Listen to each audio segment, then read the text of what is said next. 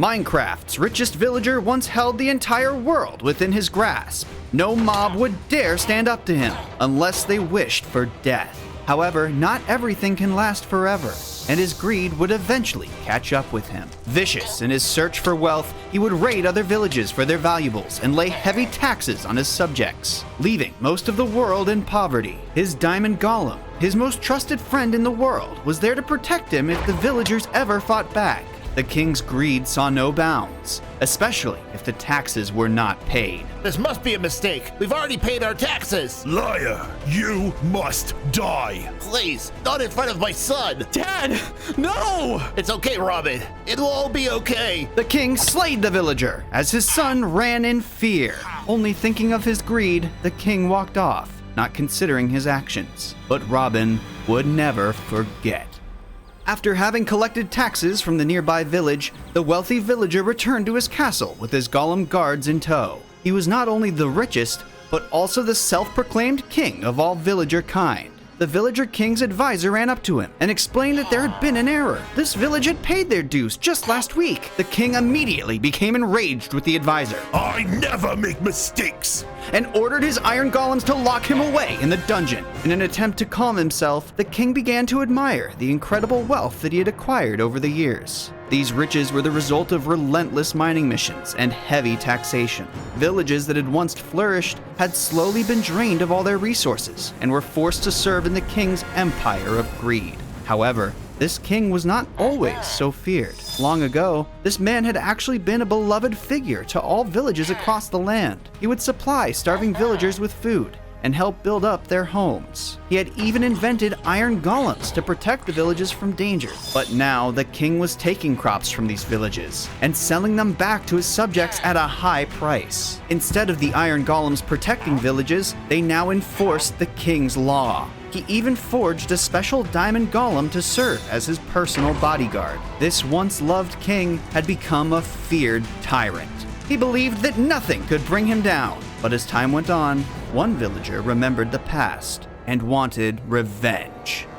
Years later, Robin had grown into an adult, but he remained haunted by his father's death. He could sense that the other villagers wanted change, but were too afraid to voice it. Robin wasn't afraid to be their voice. Village to village, spreading word of the king's misdeeds. The king is a tyrant who will kill anyone and take anything he pleases. If we choose to willingly serve under his rule, then we are choosing to enable his evil ways. Most were too terrified of the king's power to listen and tried their best to ignore what they believed to be the ramblings of a crazy child. However, Robin never gave up hope and was eventually able to get through to some. These villagers had also been tormented by the king's greed. Most had lost their crops, some their wealth, and others their families. They had had enough and wanted vengeance. Together, they made a plan, and once night fell, they began destroying every iron golem in their village. With each one that was slain, more and more townspeople began to wake up and take notice. And as the final golem fell, the dust settled, and the group of rebels were quickly surrounded by the villagers and praised for their heroic action.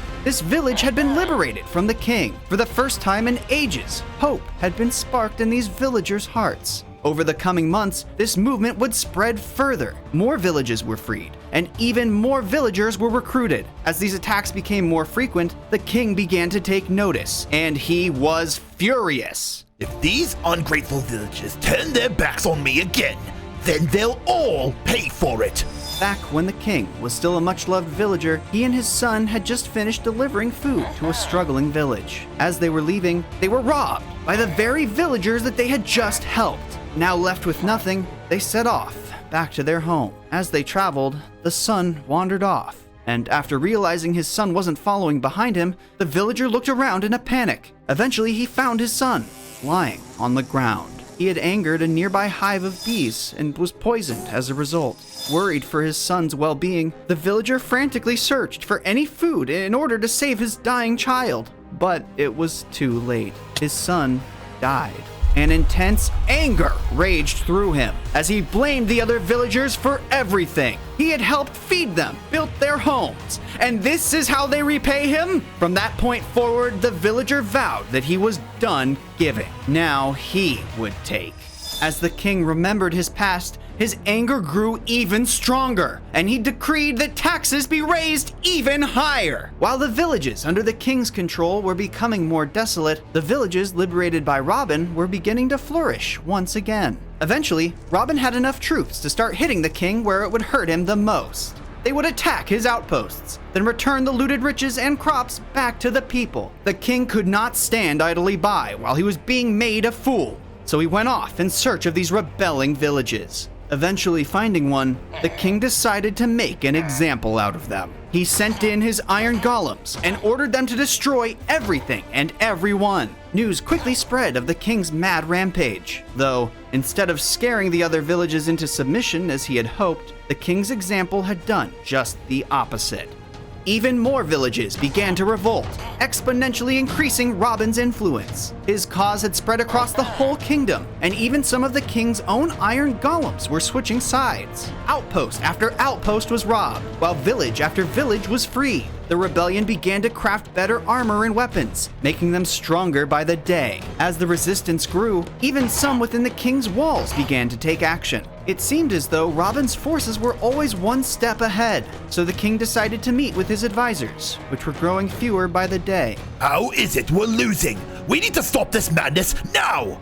Sire, if I may, maybe we could try reasoning with these rebels. The rest of his advisors muttered in agreement. Reason with them? Have you all lost your minds? They want me dead! The king had been suspicious, but this confirmed his fears. His own advisors were secretly aiding the uprising. Without hesitation, he had them all thrown into the castle dungeons. This paranoia began the king's downward spiral of isolation. He would lock anyone up for anything. Even the slightest look in the wrong direction would be enough to anger him. The only thing that the king trusted was his diamond golem. The diamond golem had been with him for years, and he took some peace knowing that he still had one friend left in this world. As this was ongoing, Robin and his forces were continuing their campaign across the kingdom, plundering more from the king, and marching ever closer towards his castle. As the king lost more of his riches, he began to struggle with creating more golems for his army. This weakened the king's power considerably, and he knew it. Fear of loss and long periods of isolation deteriorated his sanity even further. One day, while locking away one of his chefs for overcooking his pork, he was called out by his oldest advisor. Please, sire, you don't need to do this. Don't you remember the villager you used to be? The advisor reminded the king of his once kind-hearted nature and how he had been loved by all. This, however, sent the king into a frenzy. He remembered how the villagers hated him, how they robbed him, and how they killed his son.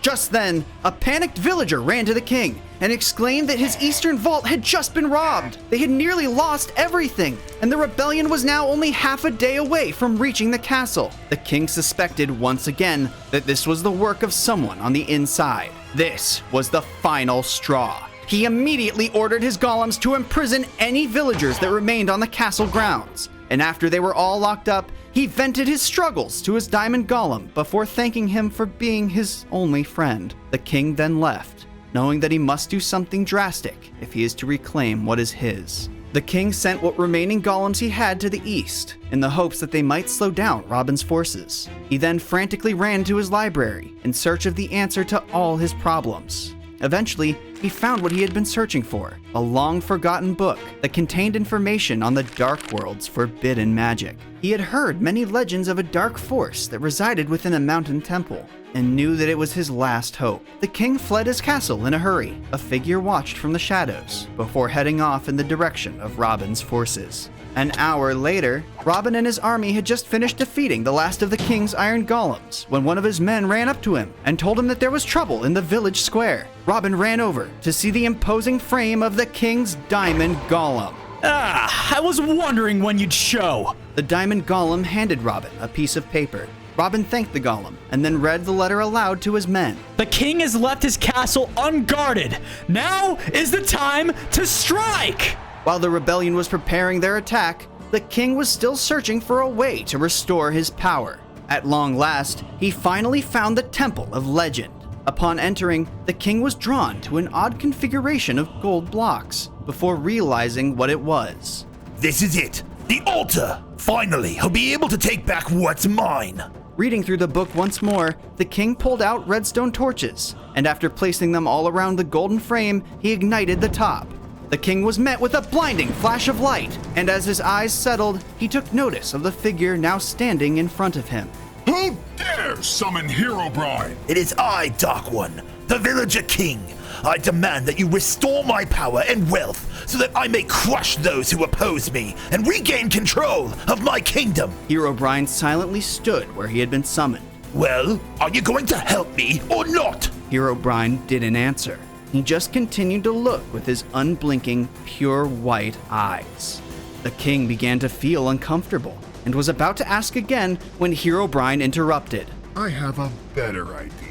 As he said this, he cast a spell on the Villager King, knocking him backwards. The king staggered and momentarily blacked out. He awoke seconds later. Something was wrong. He tried to open his eyes, but he couldn't. Or were his eyes already open? He could feel his eyelids moving as he blinked, but he couldn't see. I'm blind! Herobrine chuckled to himself. No! I must see! I must be able to see! Now maybe you'll think twice before wasting my time. In another flash of light, Herobrine was gone. The king stumbled out of the temple. Now blind and filled with cowardice, he was left with only one option. He had to flee the kingdom, or he would surely be killed. And so, he ran. Much later, at the king's castle, Robin and his men were finishing up their raid. Even though they had taken back all of their once stolen wealth, Robin was left unsatisfied. He still longed to avenge his father and hoped that the king would eventually return to his castle so Robin could finally deliver his long-awaited justice. Suddenly, he heard a loud noise coming from the throne room. He rushed in to see the Villager King stumbling around. In his attempt to avoid his fate, the king's blindness had turned him around, causing him to wander right into the hands of the very person he was trying to escape. Robin walked up to him. This is the end. You've lost. The king got up and looked around frantically, trying to determine the direction of the voice. This confused Robin, but he pressed on, throwing the king an iron sword. Here, pick it up and fight me. The scared and confused king crouched down in fear. What is going on? Please, give me a chance. I don't want to fight. I'm giving you more of a chance than you gave my father. Now fight! The king attempted to flee, but ran into a wall. Robin slowly walked up and stood over him. He had wanted revenge for his father more than anything in the world. Yet, this king was now nothing but a sniveling coward. Iron golems were one thing, but was it right for him to kill a blind and unarmed man out of hatred? I'll let you live, but you are to be banished to the farthest reaches of the Farlands, never to be seen again. No, you can't do this to me! Yes, I can. Guards! Before the former king of the villagers stumbled out of his castle for the last time, he would continue to shamble through Minecraft until eventually reaching the edge of the world, where he was to live out the rest of his days. After witnessing the uncontrolled greed of the king, villages everywhere agreed to mostly trade in emeralds, as they believed it to be a more humble currency. Robin continues to help villagers to this day, delivering fresh supplies in the same way the richest villager had once done before. However, less is known about the disgraced Villager King. While he was banished to the Farlands years ago, some say he's still out there, preparing for his eventual return.